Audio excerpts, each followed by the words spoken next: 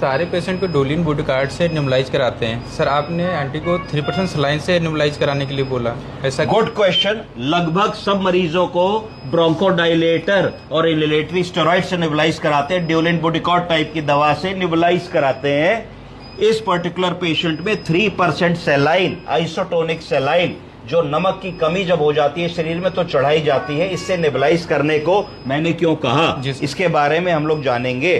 तो कुछ पॉइंटर्स मैं बताना चाहूंगा कि ये क्या करता है कि जो 3% सेलाइन है ये एयरवे की सूजन को, एयरवे की एडिमा को कम करता है, सूजन को कम कर देता है। कैसे कम करता है? ऑस्मोटिकली। ऑस्मोटिकली का मतलब है कि 3% सेलाइन में नमक की मात्रा बहुत होती है, तो जब तुम इनहेल करके इसको अंदर लेते हो तो नमक की ऑस्मोलैरिटी ज्यादा होती है, तो ये क्या करता है कि जो सूजन होती है, सूजन का पानी अपनी तरफ खींच लेता है। क्या करता है?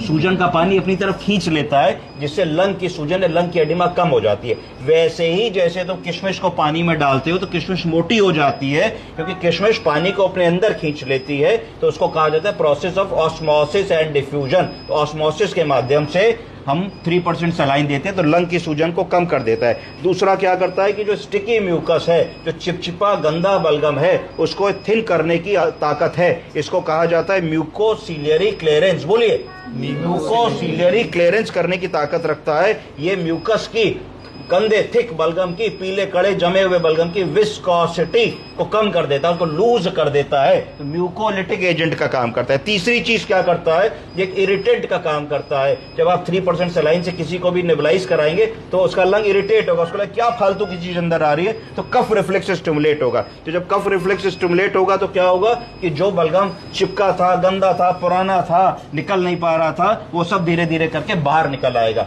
कई बार ऐसा भी हम लोग करते हैं कि मरीज का बलगम लेना है नमूने के लिए और वो नहीं निकाल पा रहा है, तो उसको 3% सलाइन से नेबुलाइज कराते हैं और वो थोड़ी बहुत देर में खास करके बलगम निकाल देता है। ये सब जब करते हैं तो क्या होता है कि जो तुम्हारा क्लिनिकल सीवियरिटी स्कोर है वो इंप्रूव होता है, मरीज जल्दी ठीक होने लगता है। और क्या होता है उससे कि हॉस्पिटल का स्टे शॉर्टन हो जाता है। अगर मरीज का लंग ठीक हो जाएगा, ऑक्सीजन हट जाएगी, बाईपैप हट जाएगा, मरीज जल्दी ठीक होकर के घर चला जाएगा।